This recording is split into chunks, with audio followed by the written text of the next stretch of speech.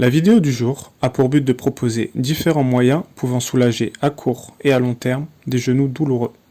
On verra tout d'abord les automassages et les étirements, puis le renforcement spécifique à faire quand on souffre d'une gêne au genou.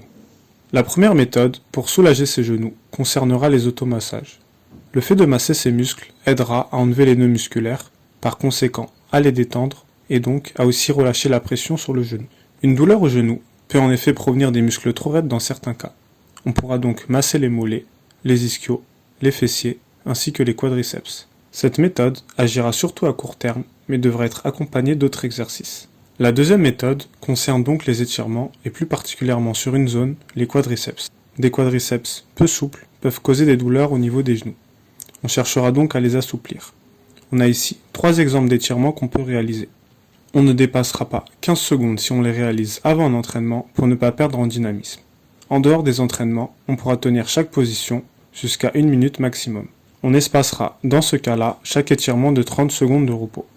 Il sera aussi possible de les faire plusieurs fois dans la même journée, avec des temps d'étirement plus courts, notamment si on passe une bonne partie du temps en étant assis.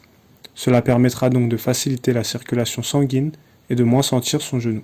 La troisième méthode, et qui est la plus intéressante à long terme, sera de faire un renforcement spécifique. En effet, le renforcement de certains muscles aura directement une action sur le maintien du genou. Ces muscles sont principalement les grands fessiers, accompagnés des ischio-jambiers, qu'on recrutera en effectuant des extensions de hanches comme on le verra. Et de même, le moyen fessier, qu'on recrutera principalement avec des abductions de hanches, donc en envoyant sa jambe de manière latérale. On commence donc par des exercices de gainage dynamique, où en plus de renforcer son tronc, on aura une sollicitation de la hanche, et par conséquent, des muscles qui nous intéressent. La première position consiste à se mettre en gainage de face et à lever ses jambes de manière alternée. On pourra en moyenne faire 10 répétitions sur chaque variante. La deuxième position est en gainage latéral. On fera ici un côté après l'autre. On recrute le moyen fessier sur cet exercice. La troisième position est en gainage inversé sur les coudes. On lève ici aussi ses jambes en alterné. On renforcera considérablement les ischios. Ensuite, la quatrième qui consiste à se mettre en relevé de bassin et à tendre une jambe après l'autre. On fera ici 20 répétitions au lieu de 10. Enfin, la dernière qui consiste à faire des relevés de bassin sur une jambe. On fera 10 répétitions d'une jambe, puis 10 de l'autre. On pourra par exemple enchaîner ces 5 exercices sans repos, puis prendre 1 minute de pause et faire 4 passages au total. Voyons à présent les exercices qu'on peut réaliser avec du matériel. Avec un élastique, on pourra avoir un travail de hanche. On commencera par avoir une jambe en appui et l'autre qui essaie de pousser sur le côté. On ciblera le moyen fessier sur cet exercice. On pourra aussi faire 10 répétitions, puis changer de jambe. On pourra de même cibler ses adducteurs en faisant un mouvement vers l'intérieur, semblable à une passe au football.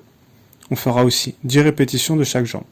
On prendra un temps de repos de 30 secondes et on fera aussi 4 passages. Ces 2 variantes renforceront les hanches et donc soulageront le genou à long terme. On passe ensuite à un exercice à la Swiss Ball, qui est une balle qu'on trouve très régulièrement dans les salles de sport ou même en magasin. On devra avoir les talons sur la balle, les jambes tendues et le bassin relevé en position de départ, puis essayer de ramener ses pieds en arrière. Cet exercice ciblera toute l'arrière de la cuisse et sera donc intéressant pour nous. On fera entre 10 et 20 répétitions, on prendra 1 minute de repos et on fera 4 passages. Enfin, 2 exercices à réaliser avec haltères, mais aussi adaptables avec une barre. Premièrement, le soulevé de terre sur une jambe, qui demandera un bon équilibre. On veillera à envoyer sa jambe en arrière et à garder le dos droit. On travaillera ici aussi les fessiers et les ischio-jambiers. On commencera avec une charge légère, puis on augmentera petit à petit si le mouvement est acquis.